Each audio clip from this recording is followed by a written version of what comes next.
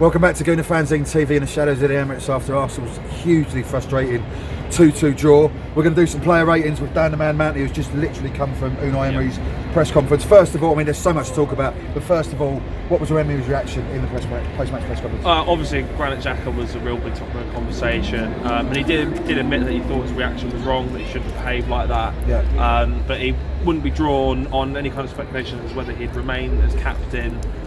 Obviously, he doesn't want to kind of throw his player under the bus, especially his captain.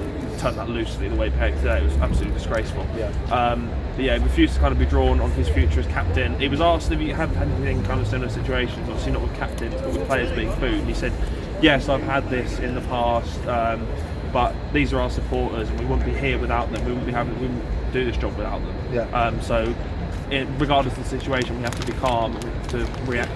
We have to behave and react properly, which is, you know, I couldn't agree more with that. Yeah. What was his general demeanour like? Did it, because he looked like a man under pressure in certain photos I've seen after the game. Is that your take? A little bit, but it was more in the way that he reacted, especially to the VAR stuff, because obviously it didn't really go in Arsenal's favour tonight with the Zaha penalty incident that was given against them, and then Socrates' goal that was ruled out for a foul by Callum Chambers, I think. I don't know if you've seen it back, but it looks like he trips, I think it's Milivojevic from behind. So understandable, but it's one of those that you can question. But he was really passionate about VAR, and he said that he's a fan of it, he supports it, but he thinks that it needs to be looked at how it works. And he mentioned the instance against Bournemouth and Nicolas Pepe when he was fouled in the box and was given. Obviously Socrates against Sheffield United when nothing was given. And he gave a really kind of passionate answers to 2 or 3 questions about VAR, but it looked to me as if it was kind of a deflection tactic of a poor performance, because obviously Arsenal weren't great today. You know, first 10 minutes were brilliant. Playing with a real quick tempo, scored twice. It was exactly what you want to see from Arsenal. Oh, maybe they've turned it around here, and then it all just crumbled. So yeah, I think maybe he's using VAR as kind of a deflection tactic. Obviously, it's a really easy thing to just say, oh, this is why we lost, this is why we didn't play well, this is why we're going against us. So I think, maybe it was kind of an excuse for Emery. Okay. Just in time, you did a really interesting tweet in terms of when Emery was asked about Xhaka. There was a collective sort of sigh from all the journalists in the press conference. What was the atmosphere like when Emery came out? What was he like during I think in terms of the sigh, it was because, you know, journalists, you and me will know this, that with the headline we want is something about Granit Xhaka, and he gave a very limited answer. There was some quite good pressing questions from other journalists towards the back end of the press conference, which got a bit more out of him. But yeah, the atmosphere was kind of like Emery trying to put up a defence using VAR as an excuse. There wasn't really much talk of the performance, which is very frustrating, because obviously we want to know why that's gone wrong. So yeah, bit of a kind of Emery puts up a wall was kind of real crux of the press conference. And was he asked about Ozil at all? No, there were no questions on that. I suppose that's exciting. Sort of controversial the game was really. Okay, let's go through your play ratings, but first we'll do Xhaka when we get to it basically. But go through the play ratings. So Bernd Leno. I gave Bernd Leno a 6. I thought he didn't really do anything wrong. I think he really eased kind of some of the pressure on the defence. He came and collected some really important crosses, free kicks, stuff like that. Obviously, penalties bombarding the box at one point, weren't they? And he really kind of relieved pressure with some confident goalkeeping like that. Didn't really have any saves to make. Probably could have done better with that second goal. But 6, pretty kind of middle of the road performance. I think you're right. I think his handling was good. Just in terms of those long balls into the box, basically, he did really well with that. So can't really fault him. 2 goals he conceded. So 6 is probably about right, really. As for the back four, Callum Chambers, I gave a 5. Obviously conceded the penalty, and I thought Zaha and really causing problems. He looked like he was struggling. We've seen him struggle with pacey, tricky wingers before. I think back to Swansea in 2015, I want to say.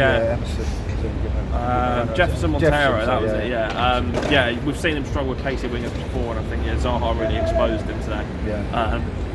He's done well this season for me, and I've described it as his worst performance of a decent season. So I think he's played a lot better than today. Basically, you want to give him 5, 6 potentially, but he did overhit a couple of crosses as well when he was supplementing attacks further forward. So it's probably about fair, really.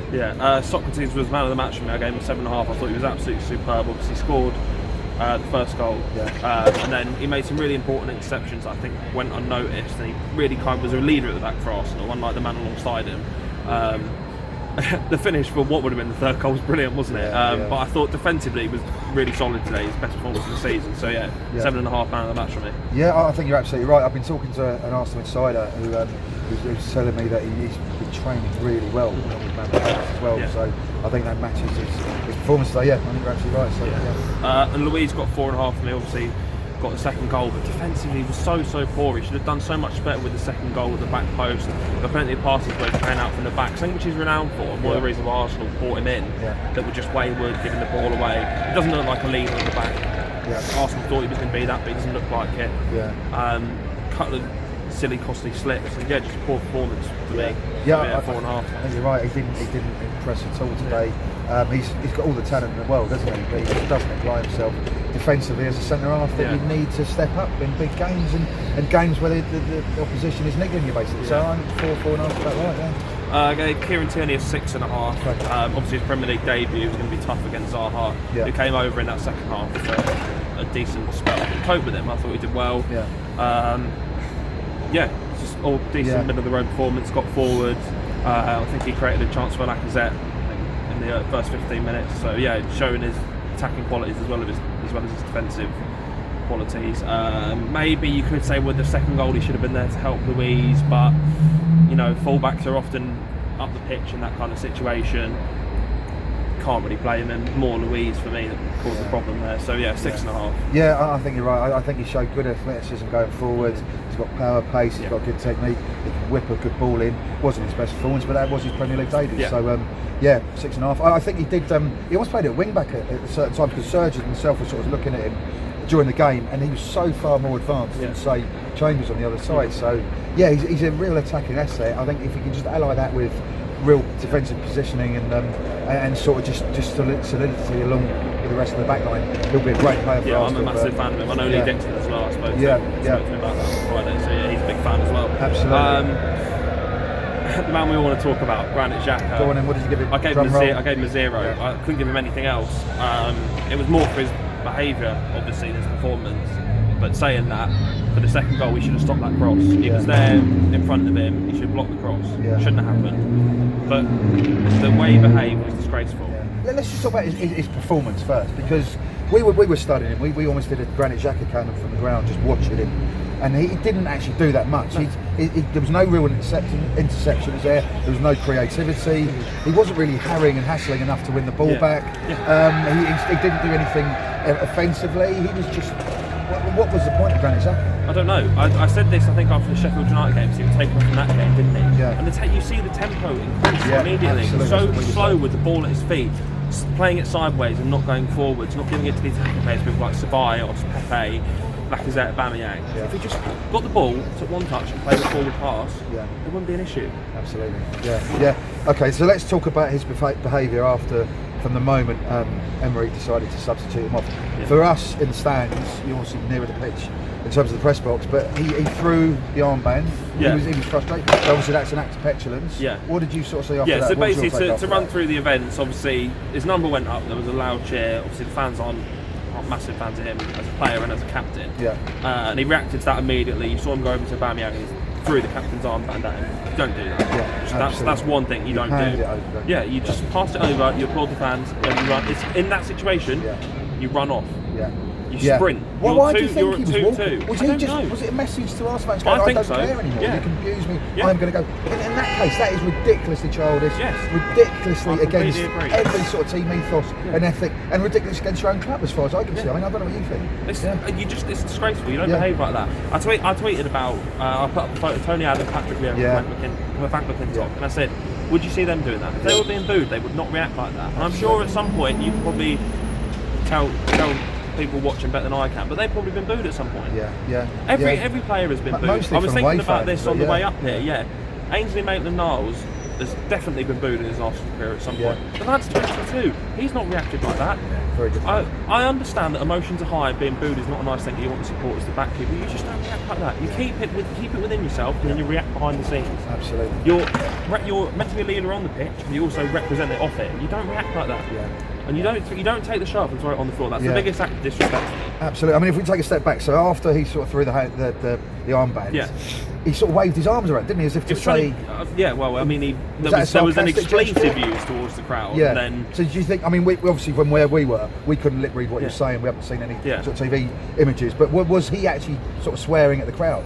Or was he swearing at the world? The F word was used, basically. Really? Okay. And he's waving his arms to kind of say, come on, make more noise, boom. And that's when the booing started. There wasn't any booing before he started walking slowly and waving his arms. Yeah. That's when it all came. Absolutely. So in a way, he's brought that on himself. Obviously, you know, there was a bit of a bad reaction when his number went up. Yeah. You just don't do it. Yeah. There's no other way to put it. You just don't do it. Absolutely. And then he carried on top of all that. Then he carried on walking, didn't he? Running the clock down, as it were. I mean, it was only seconds, but valuable seconds, basically. Yeah. And then obviously when he got to Emery, I mean, I've seen a few tweets on Twitter saying, oh, he didn't snub Emery. But as far as I can say, he didn't shake his hand either. And for me, that's a snub. If Emery puts his hand out and he doesn't shake that's it, your manager. Yeah, absolutely. That's your boss. Yeah, exactly. Yeah. I wouldn't do that to my boss. Yeah, you just don't behave like that. Yeah. And you always got to think about it this way. He was replaced by Xhaka, probably the youngest player in the squad. Yeah. And if you watch it back, he doesn't shake his hand or give him any words of encouragement, give him a hug, whatever. He just slaps his hand like that. Yeah. Carries on walking. What sort of example does that Serge set? just said that as well before. Yeah, absolutely. What kind of example does that send to a 17, 18-year-old?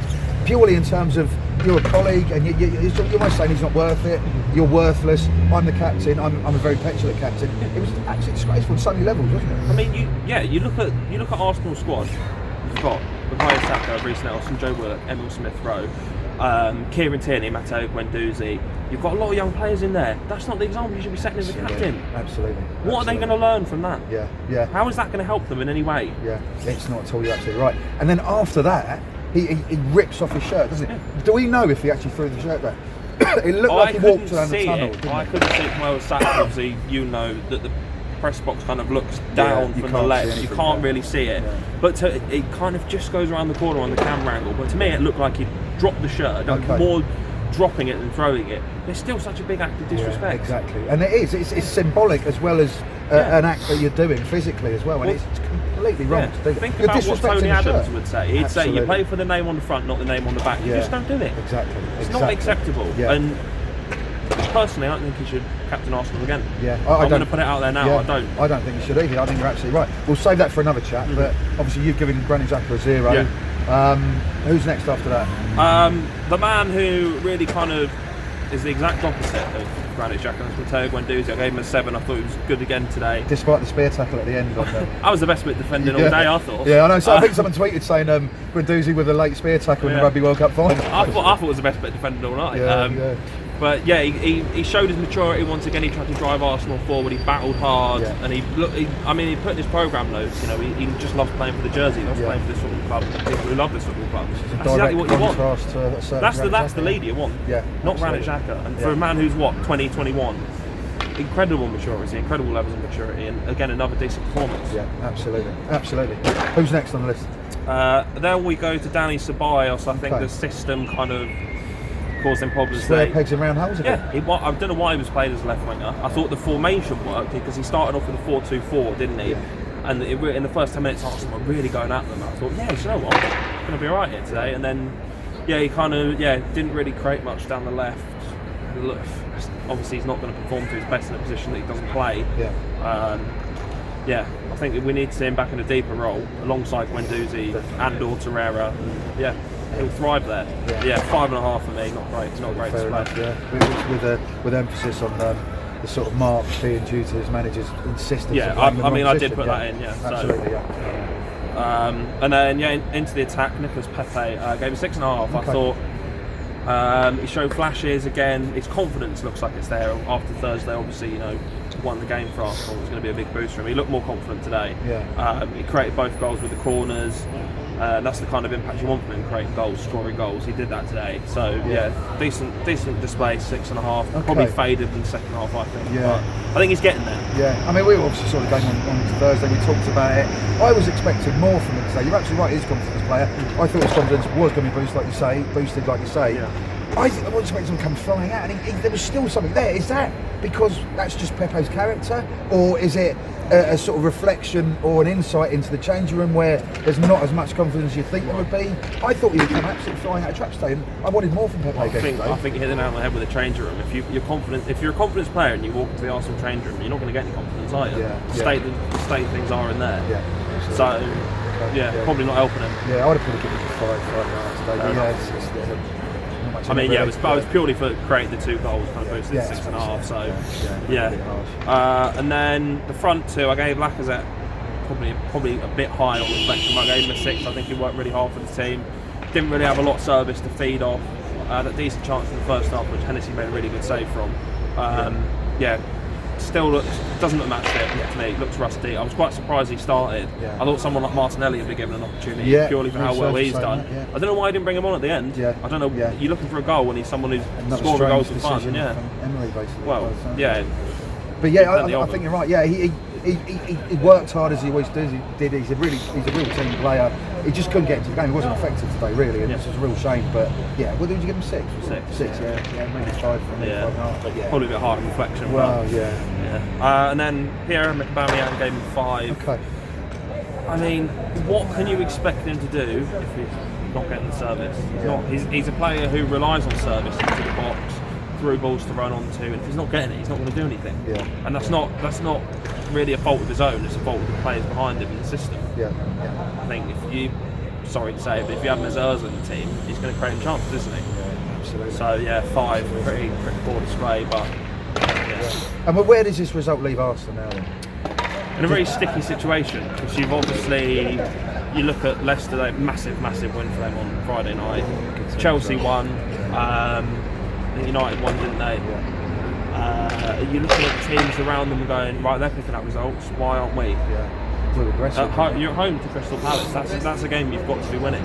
Regardless of how well set up Palace were, how hard they were. Palace were brilliant, Good players, they played really well today, but you've still got to beat those teams if you want to look at the top 4, which is the minimum target as a manager that Emery's been doing, basically. So, well, it's the age-old adage of good teams will win games when they're not playing well.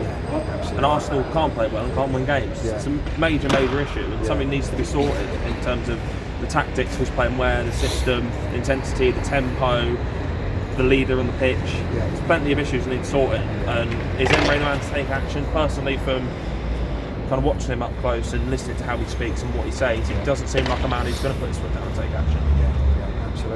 Absolutely. Dana, man, thanks for your time as ever. Really good to talk to you, get an insight from the press conference straight after the game. Thanks for watching, guys. Like, comment, share. We're really interested in what you guys are saying about Granit Xhaka, the situation, obviously Unai Emery, and anything else you want to talk about with Arsenal. We've had our say, so have yours. Keep watching Gooner Fanzine TV. Thanks for your time. Cheers.